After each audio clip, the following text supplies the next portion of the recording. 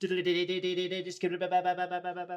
the graphic in later. I'm going to steal that guy's joke. Okay, go for it. Nico, I'm a leaving. I'm gonna leave. No, I was doing it different because his name is I'm Iamaleavin. Okay. Where's he going? Nico Iamaleavin is leaving. Maybe right here? Tennessee. Doubt it. He's leaving Tennessee. They have had some contract disputes. In college. Yes, we are talking college football. They're having contract disputes. This is the weirdest darn thing. He decided to sit out practice. I think he missed spring training. And head coach said, fuck that. You're done, pal. And I get it. This is college football. And while there are NIL money involved now, nobody's bigger than the team. Yeah. This is a team sport. This is a college sport. And they got to draw a line in the sand on this, or it's going to turn into the pros all over again. And it's going to turn into that dry sort of like, hey, don't touch me, or it's a flag type of tiddlywinks that we all hate. He was a top recruit coming out. Five-star recruit. Top recruit coming out a couple years ago. I think he's from California. I think so. Yeah, Long Beach in the house. Yeah, and he's prototypically, he's 6'6" and he's 220. Yeah. He's got every tool you want. Someone is salivating right now. Coming off of a crazy year. I mean, not a super crazy year, but he was a freshman. Freshman, right? Yeah. 19 touchdowns in the air, 3 on the ground. Only 5 interceptions. Not bad for a freshman. Led them to the playoffs. Yeah, where they got waxed. They did get waxed. Yeah, I want to know how much he's making or how much he was supposed to be making. I said I want to say somewhere that they said $4 million was his evaluation, but I don't know. I'm a leaving. You should have went with that, dumbass. How much money? Was set to be paid more than $2 million per year. That was signed in 2022, so I'm sure he wanted more money, which is crazy to me. There's no player who better represents the influx of name, image, and likeness cash into college athletics than Nico Iamaleavin. He's a reported $8 million recruit. This was 23 hours ago posted. So, I mean, he's gone though. They've removed him from the team as we're going to see. Yeah. With Mr. Feinbaum. Some breaking news from college football. Shut up. Coming off of a 10-3 record. What's your initial reaction to Tennessee's decision? I like Paul Feinbaum. I think he's a little bit of a nut hugger, though. When it comes to the SEC.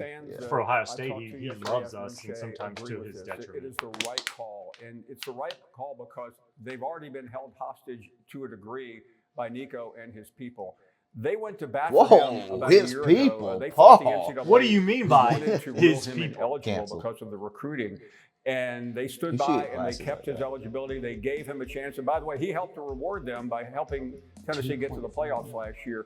But the bigger story here is beyond Nico. This is an inflection point in the history of college football. This is the first time in this NIL era that we have had a literal holdout. Happens every day in the NFL. It's never happened in college football. He was expected to make about $2.5 million, and while people are seeing their really like their crash head coach right too, now, he wanted more than that. Reportedly, as much as $4 million.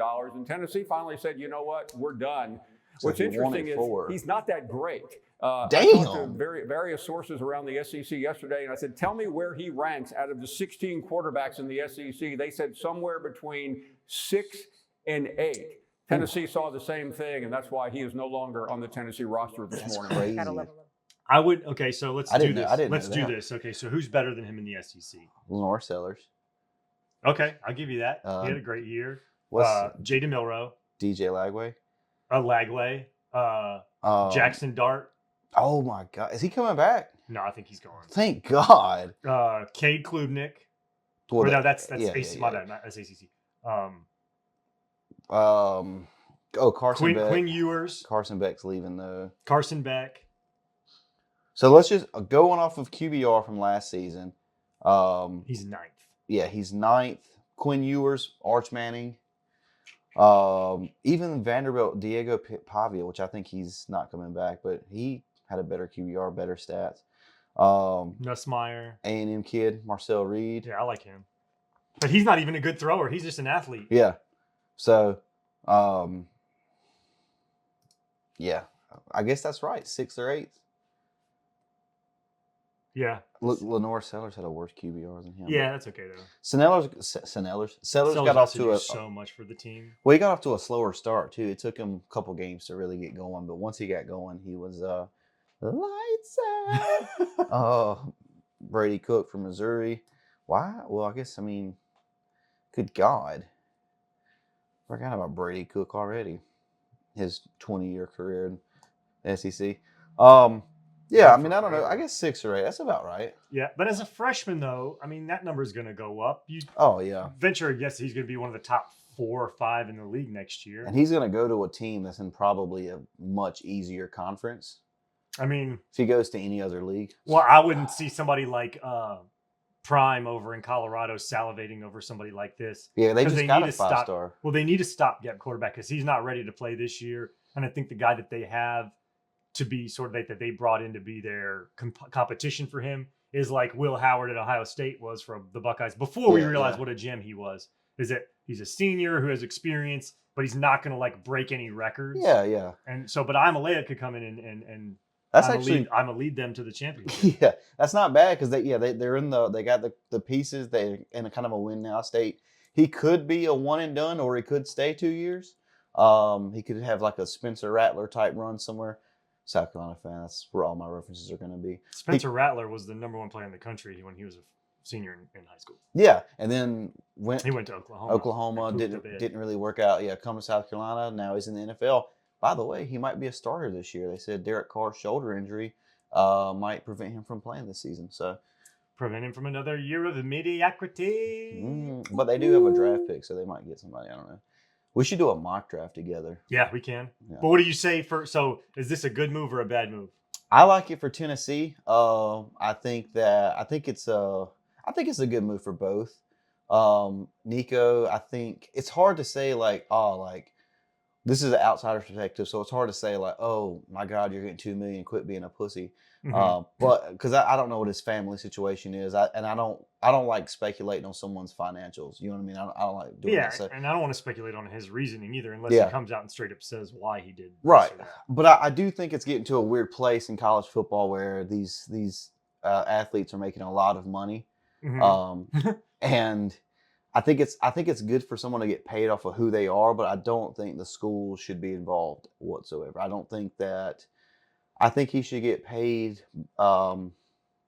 It's hard. It's hard to find a way. How do you figure out how to structure this thing where you don't have schools involved? Here's an idea I like, though. When a guy's coming out of high school, I think when he signs the NIL, if it is a contract, it should have a time frame on it. He should sign a 3-year deal, and if he at the end of the 3 year, he's got the option to transfer, go to the NFL, or come back as a senior. And that's when he can leave. Now, I feel like even as a contract, I do think that he should be able to leave if he wants to leave. What happens if you come in as a freshman, you're a 1-star, and you break the flip out, and you're the best player on the team, and you can't restructure your contract for 2-3 years? No. What about if they did like a 2 years? So you sign your freshman contract, and you get a chance to come in, and you're either gonna go over your expectations or under your expectations, and then you're going to get evaluated again and get a new number. Yeah. And it can be crazy big or crazy little, and then maybe stop paying freshmen crazy amounts of money. Yeah, well, I was sophomores and juniors more money.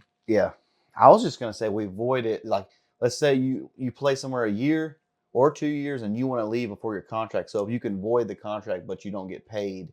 You got to get another evaluation. Yeah. So if you're on a downswing, you might not want to leave because you're going to get paid less to go somewhere else. Yeah.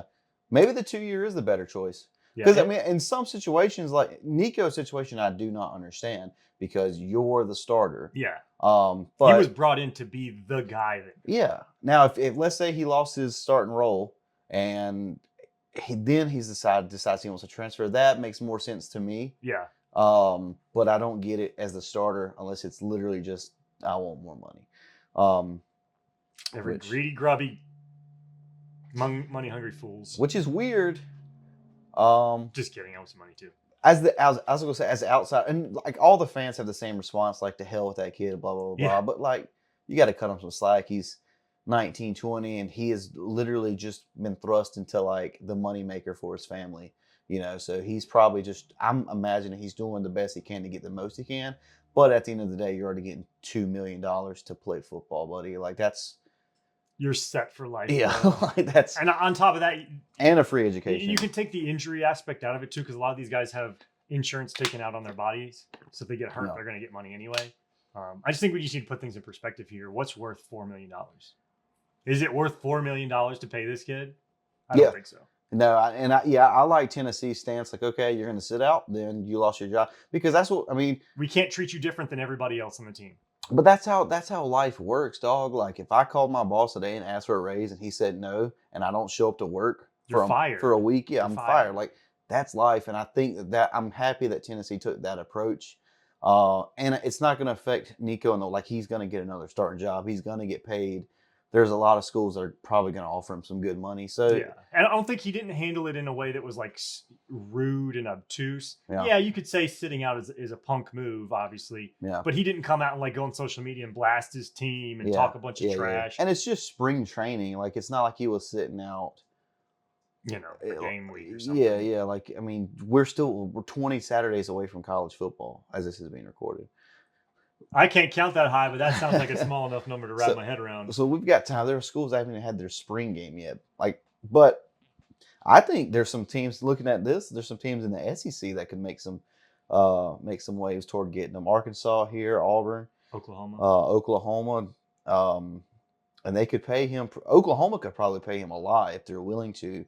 But they got Brent Venables, who I don't really know his NIL stance, but I know he come from Clemson, and they're kind of anti-NIL. Yeah. So although Dart's gone. they picked up some transfers. Yeah, Dart.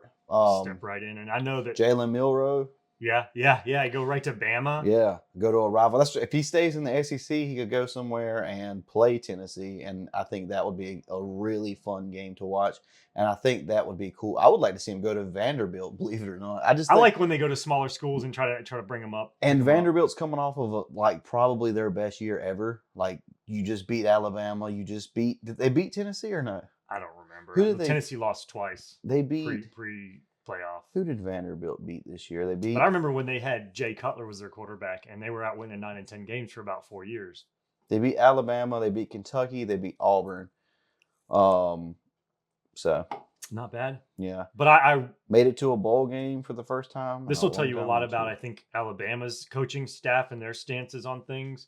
Whether or not you want to bring in this guy just because he's good, or you risk sort of the locker room. Yeah. Because Bama's always had a tight locker room. They don't bring punks in that are going to ruin whatever they got going on over there. They've always kept it tight. And I wonder, is that going to be the same now? Yeah. Or he might look at the ACC. The ACC. Clemson. Ugh. There's no P in it, you fools. Yeah, and the $2 bill sucks. I like Clemson. And before you want to know, I went to USC, so what? Why did I get dark? Is it because I moved my face? It's because I don't know. It's your hair, probably. Oh, that's weird. I don't know. But all right. Yes. That's our football Break. talk, boys.